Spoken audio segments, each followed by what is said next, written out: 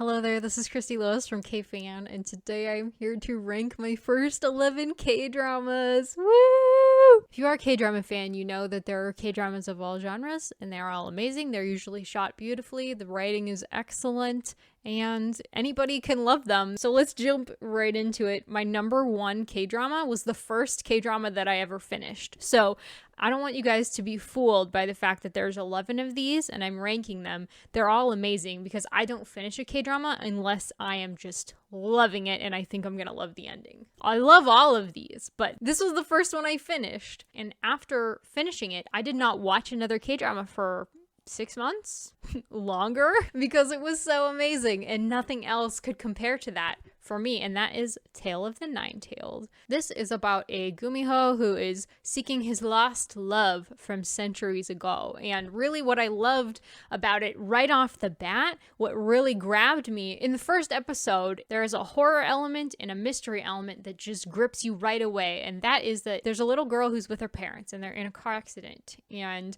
her parents disappear after the car accident, and then we see her waking up in the next scene, and her parents are there with her, and she's like, this is weird, where did you guys come from? She realizes that they are actually imposters and there's something supernatural going on. She's like, you are not my parents. So it's very creepy right from the start, and there's a lot of creepy horror kind of elements in this, and I was really digging it because at the center it's a love story and it's mushy, but there was a lot of these scary horror elements that just kept grabbing me and it wouldn't let go. It also has really strong coastal vibes. Like there's an episode where they go to an island, and for me that's always a draw. There's ghosts, there's all kinds of creatures, there's a strong mystery plot. I love the mythology, gumihos, forest spirits, I mean, you name it, it's here. It's a perfect blend of genres. It has everything I love.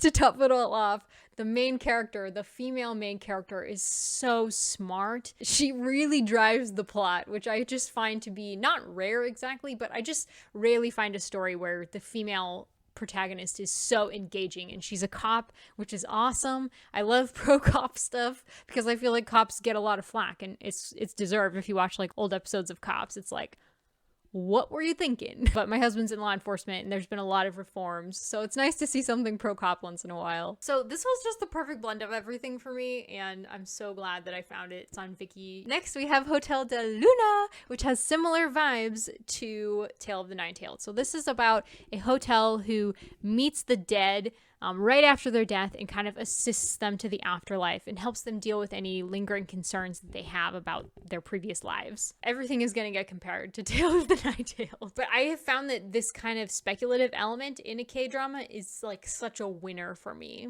So this has life and death themes, especially because it's basically about ghosts straight from the beginning all the way through. And I love that because ghosts naturally have to deal with themes of like letting go and like reflecting on your past life and family and grief, and these are themes that really touch my heart. The setting is fascinating. You have ghosts coming in and out of this beautiful giant hotel all the time. There's vengeful ghosts. The whole idea is to keep a ghost from becoming an evil ghost. It's so good. So there is a creep factor, but mostly it's kind of a melancholy, sad drama that's so realistic in certain ways. It just reflects certain things about life so realistically through metaphor, and I just find that K-drama, it's so good at metaphor.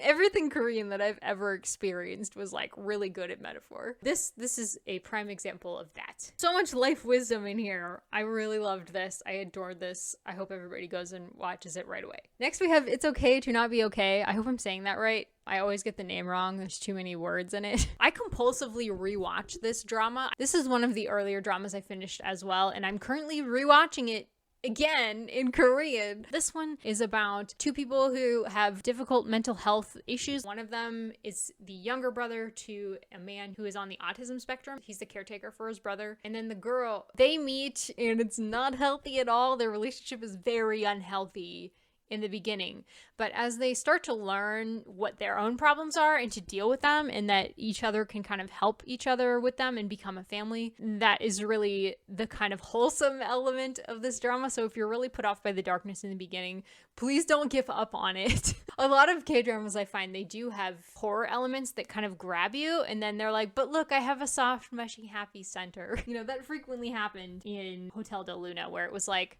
oh, I'm scary! And I'm like, yeah, You're a scary K-drama, aren't you? It's Okay Not to Be Okay is actually a contemporary drama, but it's very like fairy tale vibes because the leading female is a writer of fairy tales. I loved that vibe throughout the whole thing. I loved all the characters in it. I loved how it handles the autism spectrum. I'm not somebody who can judge that at all, like in any real way, but I just enjoyed seeing a character on the autism spectrum in a drama. Like, it was just very sweet that the family really loved each other and they had to work on their issues, but they did it because they loved each other. And the visuals, I just have to say, really great. And there's a lot of humor in there. Next, we're going with When the Camellia Blooms. It's like contemporary feel, small town feel, a cop drama, mystery, but it has really strong like thriller hooks at times, like scary. Like there's a serial killer on the loose literally in this small town.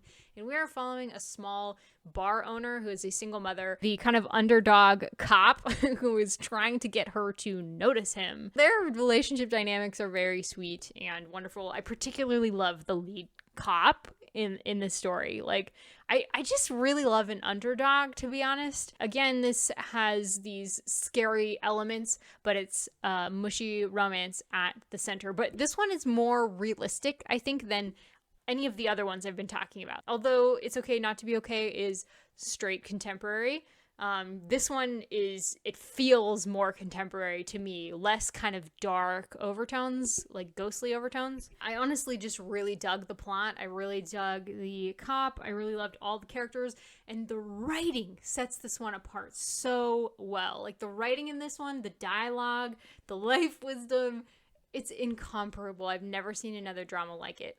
Highly recommend this one. Next, we have Run-On. I really loved this drama. This one is a straight contemporary with some great plot twists about the sports system in Korea, and it tackles bullying. It really sets up an interesting plot. So we're following a man who is on Korea's track team, and he's getting towards the end of his career. He's never won first. He's like a second place runner, but he's really impacted the team. He's kind of raising the younger guys to replace him when he's gone. And he's been really troubled by this bullying that's been constantly going on. And when one of his youngest runners gets bullied to the point of being sent to the hospital, it becomes an issue for him. And he finds that he cannot just retire in peace. He has to speak out about the bullying, even though there's like a silence thing within the organization. Like, we do not talk about this. He just feels extremely guilty that this young person's career was potentially destroyed. It's really about his journey dealing with the bullying, dealing with his own issues. And the female lead is also really wonderful. I really love both of these leads. I love that the male lead is so determined because it's a characteristic, the actor, who he's also Gure in Misaeng, which is another drama that I will be talking about. And he has that same determination in his character. And I just really love that. And the visuals, again, really, really great. In this one, he gets to wear all kinds of model clothing because he's also a sports model. So I enjoyed that. But the female lead is also gorgeous, and she's so tough, and she just has such a tough girl attitude. And it's hard for her to communicate and kind of get beyond that and trust somebody else because she's built up a lot of walls. And so their relationship dynamics are very interesting. The secondary relationship is such a draw for me as well with this drama. I really loved the secondary relationship between an art student and then the CEO of the sports modeling agency that employs the runner that is the main character of this drama. So really wonderful. And the two dramas are really balanced as well. The humor is great in this one, but usually one of the relationships will be going through a crisis and the other one will be going through a happy light moment. So it's usually really well balanced. There's a little bit too much drama in this one at times. Like, it's a little overdone, but it is a drama. So, I ended up really loving it. Next, we have Touch Your Heart, which is another contemporary one. This is an office drama. It's a dramedy kind of a one. It's such a comedy. Honestly, this one is just so light, and that's normally not my vibe, is like total light fluff stuff. But this one is so funny and it's edited so well. It's just so charming. It's a great starter drama. And I love all of the actors. Lee Dong-wook, who is from Tale of the NineTailed, is in this one. And the female lead, I'm drawing a blank on her name right now, but she's so lovely. She's so different in every K-drama that I see her in. And I just really love her. I'm watching Guardian right now and she's in Guardian, and it's So good. So anyways, hilarious, a joy all around, recommended. Next we have The King, Eternal Monarch. Woo! This is another cop drama. It has time travel. It has alternate versions of Korea where there's no divide between the two Koreas. And another really fabulous female cop lead. I love it. This is about an emperor who lives in the alternate version of Korea, like I was saying, where he rules. The Koreas are one in this version. So in the beginning of the story, his father is killed by his uncle. Uncle has disappeared, and it's many, many years later at this point, and he steps into this alternate version of Korea one day, and lo and behold, there's this gorgeous female cop there, and he's completely in love with her. And part of the charm of this was his white horse that he was riding on, and the side characters were really wonderful as well in this one. There was so much to like about this one, and I just love that it was not just modern contemporary. I really like things that have a twist, like I said, and this one is just twisty enough that it's like, it really held my attention all the way through, and like I said, the side characters and the female cop is so cool. Yeah, I just loved it. It was great. Number 8 is Misaeng. This is an underdog office drama that is so special to me. This one is so unique. I've not watched another drama like this. It's not a romance. I just instantly fell in love with Siwon's character, who is Kdrae in this one. Like I said, a classic underdog, like more so than, it's like a Rudy in the Korean workplace. So this drama is very interesting. It's about Kdrae, who is trying to break into the office work world, even though he doesn't have any experience or schooling in this area. He's just trying to get a job that will support him and his mother better, because currently they're not making enough, even though he works tons of jobs. And it's kind of about the economic situation in Korea and how difficult it is to get a job, even if you're extremely qualified, because he goes up against a lot of people who are more qualified than him and also cannot get a job. So he's a classic Bepse character. If you've heard the Bepse song from BTS, that's what this drama is portraying. And this was from, I believe 2014 is when it was airing. First half of this drama in particular was just up and down, crazy. I loved it. I couldn't stop watching it. I loved it so much. But I would have watched these characters go on and on for forever. I think it was like 20 episodes long. So it was pretty long. Like, it was a little too long in my opinion, but you just fall in love with the dynamics of the characters and the office atmosphere. It's really great. I really loved it. Highly recommend. I don't know why nobody talks about this. Maybe because it's older, but it's a really great drama. Next we have Romance is a Bonus Book. This one is contemporary romance, and it was one of the first ones that I watched as well. This, again, isn't the type of drama that I will normally just gravitate towards, but it seems like everybody loves this one. I really did end up loving it because it's set in the publishing industry, in a publisher,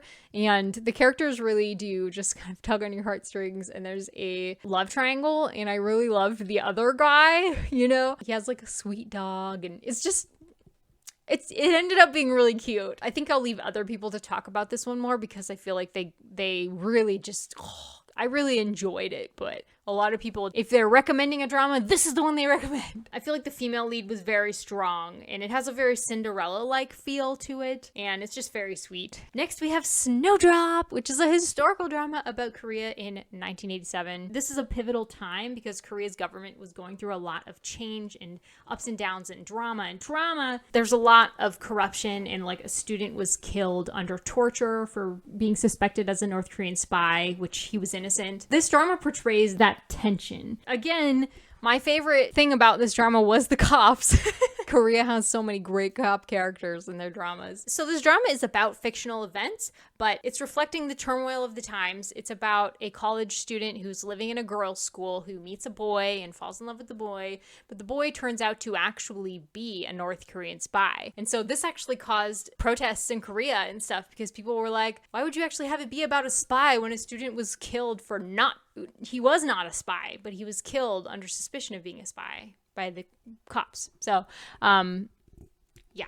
I feel like this drama, though, really did talk about the times in a respectful way, and I feel like the plot kind of redeems itself from that accusation that it's insensitive. But again, there were protests in Korea about it, so I thought it was really beautifully shot. Jisoo of Blackpink was the female lead in this, and I thought she did such an amazing job. I was really shocked with her acting, how good of an actress she was. She's really fabulous, and of course the male lead is like visuals, man. He's great. But really my favorite characters again were the cops. All the actors, though, are amazing. And then number 11, we have Startup, which is wonderful. This is like an epic K-drama. This covers so much ground. There's a lot of time jumps, and you're covering business culture as a whole. You have a lot of characters, very large cast, all done in 16 episodes. It's extremely ambitious. It's a contemporary. I thought it really was really wonderful and a great starter drama. And I feel like I, again, learned a lot about Korean culture just watching it, kind of day in the life drama. So in this one, you're following a boy who is a tech genius and he wants to run his own tech company. And so he and his friends have been trying to do that for years and just kind of failing. And then it's about a girl who really wants to be a CEO. And so they end up teaming up at this tech competition, and the girl and the guy fall in love, but there's some lies that have come between them that cause a lot of melodrama. But really the comedic value in here balances it out. It was a really great K-drama. Highly recommend. Easy to love. Great starter drama. Okay, guys, that is it. I hope that you enjoyed this ranking. I hope that you'll let me know down below if you've seen any of these and what you thought of them, because I love talking about K-drama. Thanks so much, guys. Bye-bye.